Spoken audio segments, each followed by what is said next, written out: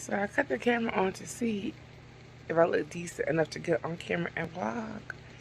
And to see if I want you guys to see me like this. And I don't want you guys to see me like this. So I'm going to get up and get myself together so that you guys can see me how I need you to see me. I'm back, you guys. And this time people are here. I probably shouldn't be recording people's license plate number in case they have the COVID.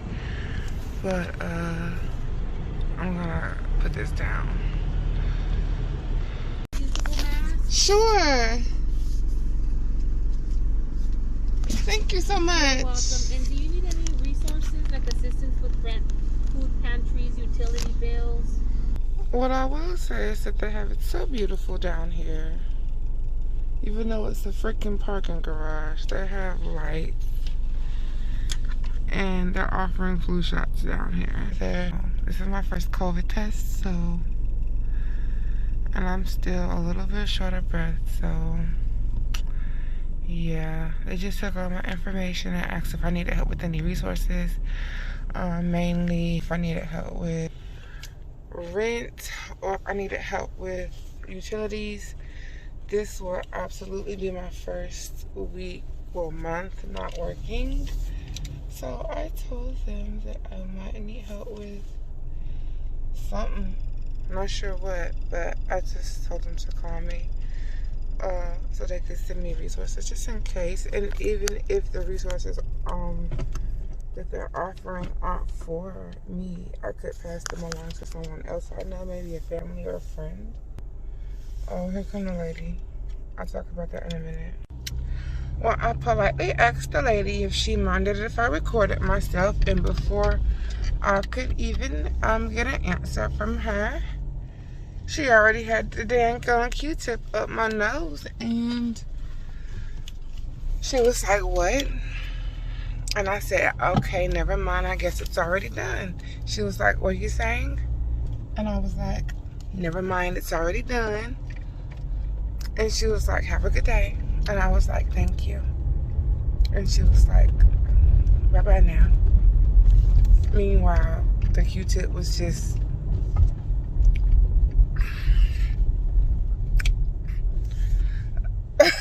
like... And what I should have done was had the camera recording as I pulled up. But all you would have been able to see pretty much is like an angle from this angle with her arm. So, I mean, at this point, realistically, we've all seen everyone get COVID tested. And I'm sure they don't want to be there no more than I want to be there. So... at this point, it's just like, I did the freaking thing. I have to sign up for this paperwork in order to get my results. And it is what it is. The shortness of breath thing, that's the main reason it's a good that I did get tested. And so all of my information popped up, and they're like, "Oh yeah, you have sickle cell.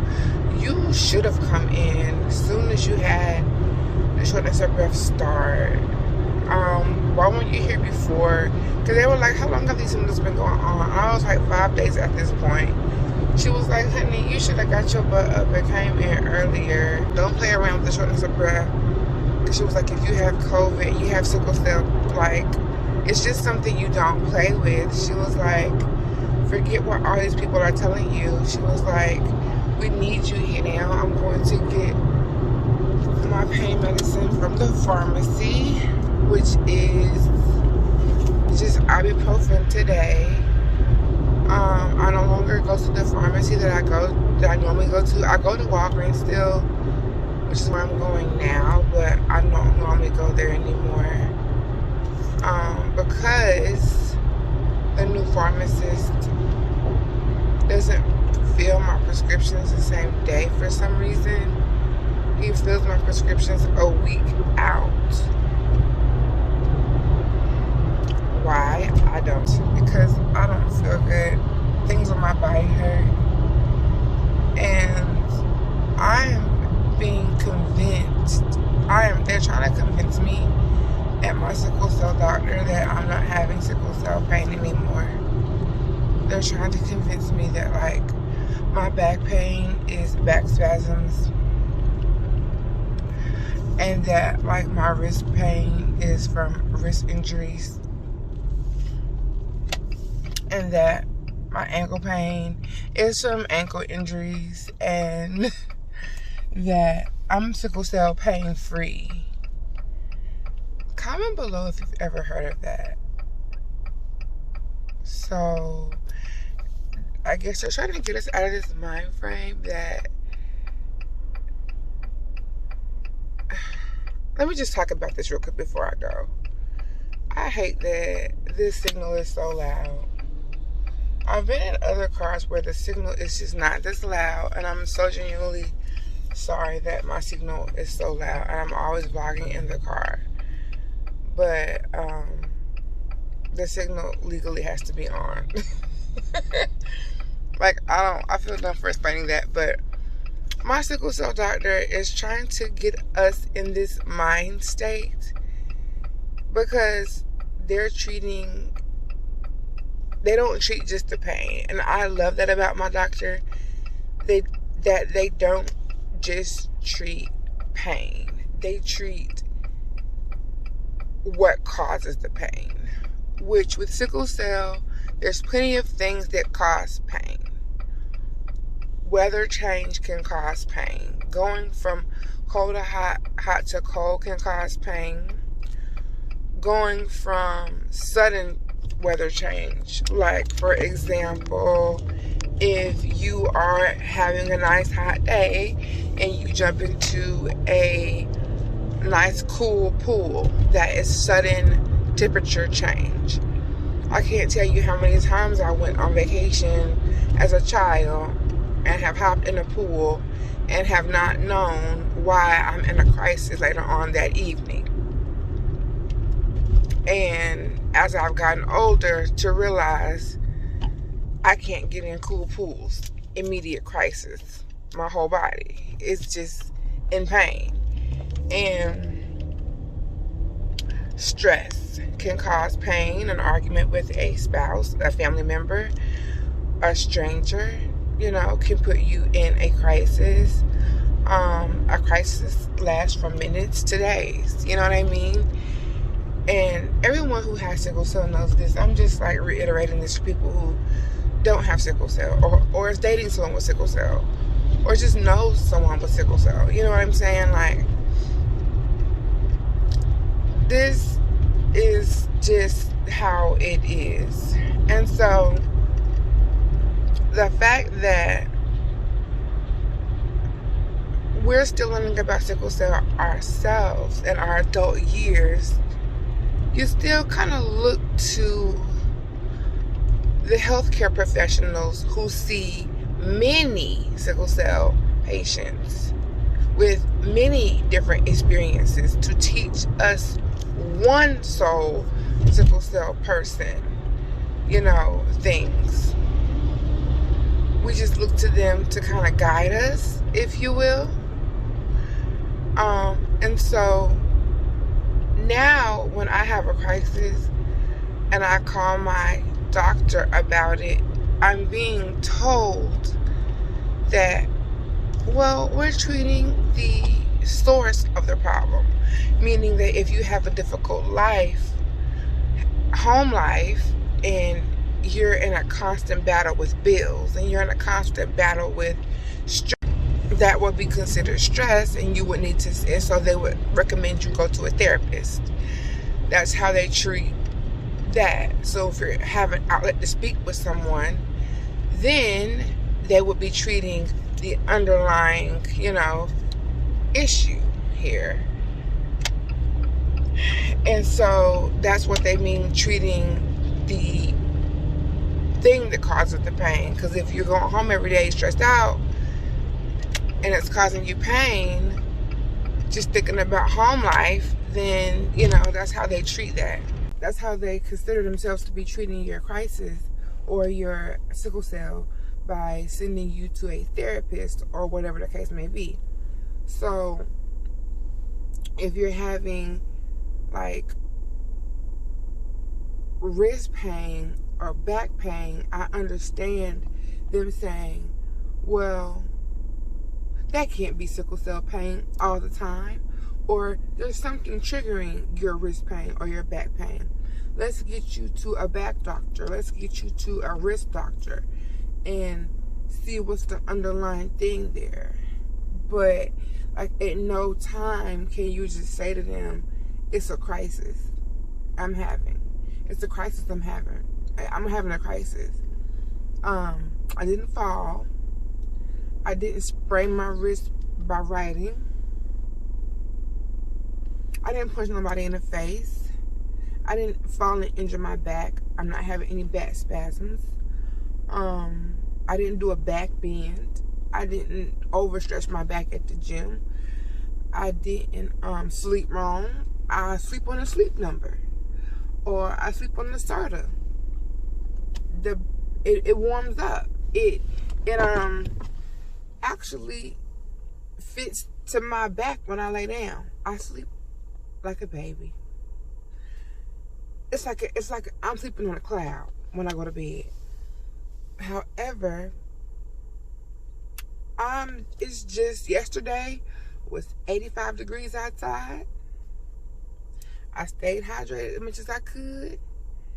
And today it's 52. So I bundled up and I stayed inside. However, the weather change affected me. And I'm having a crisis this whole week because of that. Or I'm having a crisis the past 2 weeks because of that. Where's the crisis pain at? Well, right now the crisis pain is in my wrist because I'm having a hard time moving it, and in my back. And the pain medicine that you're asking me to drug myself up on is not helping.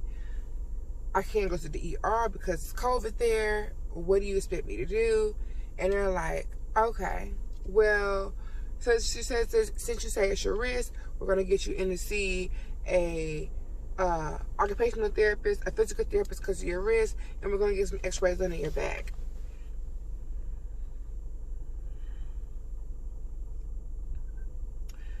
Because it sounds like spasms. We're going to prescribe you some Flexeril because your back's spasming. Like, this is where my doctor's head is at this point in time. And I really appreciate them so much for trying to go above and beyond. And I'm not saying this in a way to say drug me up, put me on pills, make me high. Like, but I want them to like see what they're doing. You're like making me spend money on something that's unrealistic. Like, in what world? And I could honestly sit here and say, oh my God, you know what? You're right. I did freaking fall out the bed. That's why I'm having this crisis. Yes. My back is spasming like crazy since then. Yeah. Or, you know what? My little boy I was chasing him outside and I slipped and fell and I landed on my wrist real bad and it's been hurting ever since. We need to get that checked out. Like, I've had a few car accidents since a couple of visits ago with my doctor, and I can honestly say that I had a little bit of carpal tunnel, but I know when to equate. Like, I know the difference between sickle cell pain and like just regular, oh, it's something else. Like, this don't feel like a crisis to me. But I know when I'm having a crisis. Like, that pain is undeniable. That pain is not like no other pain I've ever had before in my life. Like, falling on your wrist, I've actually fractured my wrist before and had to wear a cast. And then I've had sickle cell pain at the same time. And those two pains are undeniably different. Undeniably different. I've had back spasms before, and having back spasms and having sickle cell pain are undeniably different. Undeniably different. Having sickle cell pain is a pain that I would not wish on my worst enemy. It is an undeniably, this is my favorite word today, undeniably. It is a very distinctive pain that you cannot compare with childbirth. And childbirth is not even on a pain scale anymore known to be the worst pain that you can have in your life. And it used to be. And so I just want my doctor to have an open mind when it comes to thinking about how they would like to treat us when it comes to pain. And they say they do have an open mind, but it's not as open as they would like it to be because my doctor is from Africa. I'm not sure what part.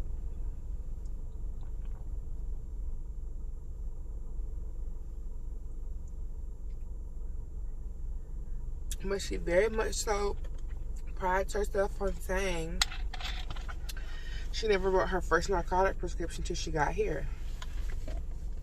And it always baffles me as to why she says that, because she treated people for sickle cell in Africa. And she says, my first time writing a narcotic prescription was in America. And I always ask, what did they do for pain over there? And how come you won't recommend what they do there here? I don't want to be on narcotics no more than they did. Well, weren't. What were they smoking? What were they inhaling? What were they eating? What were they sniffing? What were they ingesting? Did they get an IV? Were the waters over there different than the waters over here? I mean, enlighten me. Holistically, we be asking all these questions in the Zoom meetings we having. And she says, well, you know what she say? It's above her pay grade. It's above her pay grade to tell us what she can do. What they be doing over there.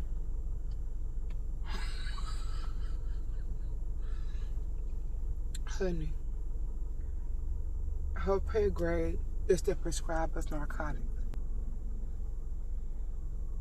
That's what her pay grade is. But over there, what do they do? What do they do? What did they do? Did it work? Alright, I'm about to get off of this. I'm having sickle. Oh, by the way, I'm gonna start doing sickle cell mental check-ins and sickle cell check-ins. Mental check-in, I am at a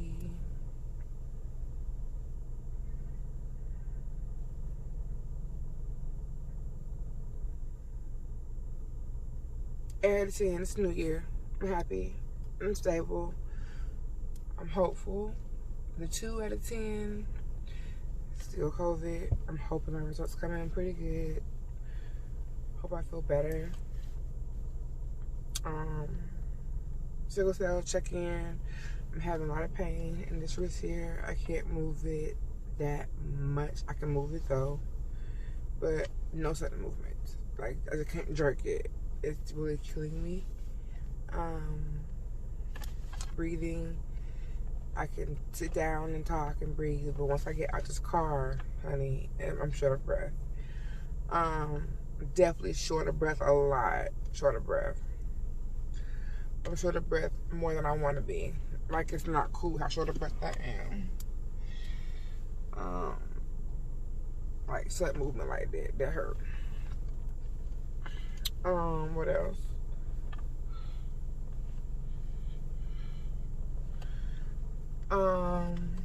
So the pain with my, oh, these are the masks they gave me. Novant Health mask, and it's Nightingale. I don't know if that's a good brand or what. She gave me 2 of these. But yeah, sickle cell pain wise, it's like a 3, 2. I say 2 out of 10. I hate putting my level of pain on a scale because it's not your level of pain scale, you know. So it is what it is. I'm hanging in there though. I hope y'all are hanging in there too. So this is the end of the video. I love you guys so much. Have a wonderful rest of your Monday. And yeah, literally 10:36 in the morning, and I'm finished up with this vlog already. I'm going to rest the rest of the day. Like, I'm knocking these babies out. Peace. Peace.